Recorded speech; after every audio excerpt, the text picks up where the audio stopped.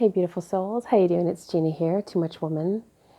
I've been dealing with a lot of really strong characters in my life lately, and it's got me asking, what does strength really mean? What does it really look like? I grew up in a Greek and Italian household where yelling was polite dinner conversation. I mean, if I was upset with you, you'd know not only why I was upset with you, but the last 5 times I was upset with you. I'd predict the next time I'd probably be upset with you for something that you did. I mean, strength growing up meant the person who screamed the loudest, who roared the biggest, who could slam the door the hardest. It was the person with the wittiest comeback.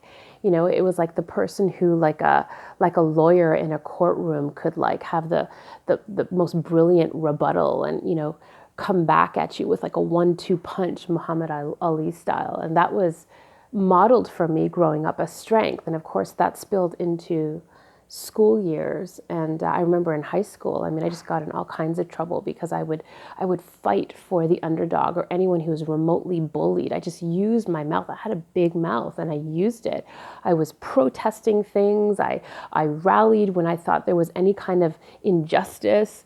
And I know that that spilled into relationships and even into my mothering to a point. Like I ruled with an iron fist because I really wanted to be a strong, powerful woman. That was so important to me. I remember, I remember in my 20s, my mother was having a huge family party. I don't know what the occasion was, but my boyfriend at the time was at the house with me while we were getting ready. So picture me and my mom in the kitchen, and I'm over here like chopping vegetables. My mother's over there doing something, and there's a big pot of water boiling for pasta, of course. So over my shoulder, I turn around and I say, "Hey, Ma, don't put salt in the water. I already put salt in the water." And I go back to chopping, and 2 seconds later, I look over my shoulder, and she's putting salt in the water. And I'm like, "Ma, what are you doing?" I said, "Don't put salt in the water. I already put salt in the water." And she's like, "Gina, you just turned around and said, 'Ma, put some salt in the water.'" I'm like, "Ma, I know what I said. I just said it. I said, 'Don't put salt in the water.' Didn't you hear me? I heard you clearly, sweetheart. You said, 'Ma, put salt in the water.' I'm not going crazy." "Yeah, you're going crazy, Ma. You're absolutely going crazy."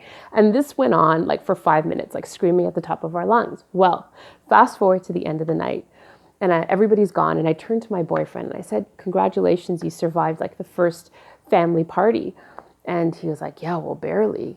I was like, "What do you mean? What do you mean? Didn't you have fun? It was fantastic." And he's like, "Well, it was a little bit crazy." I was like, "Yeah, my family's kind of crazy." He's like, "No, no, no, not your family." He's like, "You." He's like, that whole thing in the kitchen." I was like, "What are you talking about?" He's like, "It was like World War III in the kitchen with your mother this morning. I thought we had to like call the party off. You guys were screaming at the top of your lungs." And it dawned on me, like, that was just normal in my house. That's how we spoke. And what I realize is that I'm starting to, in your 20s and in your 30s, you kind of think you've got shit figured out, right? Like you think you know everything. And then towards the end of your 30s, at least for me, things started to crumble. And all the things that I thought I knew were truths, like with a capital T, started to fall apart. And I started to question everything. And now in my 40s, I know I don't know a damn thing. Like I'm questioning everything. And one of the things I'm questioning is what strength really, really looks like. Because for my whole life, it was like the most powerful person, the largest person. The strength came from all the ways that we could come back, with fists or with words. And what I'm realizing, these past 2 years have been the hardest 2 years of my life. Almost every area of my life has completely crumbled. And where I find myself on not even quite the other side of it, but in the midst of it, I find that my strength has morphed from this Herculean warrior type of woman into a strength that is softer. It's less reactive, it's less angry. Its intention isn't to prove a point so much. My strength comes from prioritizing my peace of mind.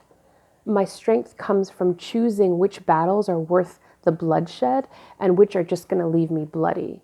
My strength comes from being very clear about protecting the sacred boundaries of my precious spirit and deciding where I'm going to actually step away from instead of insert myself into battlegrounds. Sometimes it is necessary to be loud and to speak my mind, to defend my truth. But what I'm seeing more and more is that the softness in me, the compassion that I have, first for myself, and then by extension to other people, is a greater mark of strength than anything that I've exercised for the past 40 years. And I don't want to play by the old rules of the game anymore.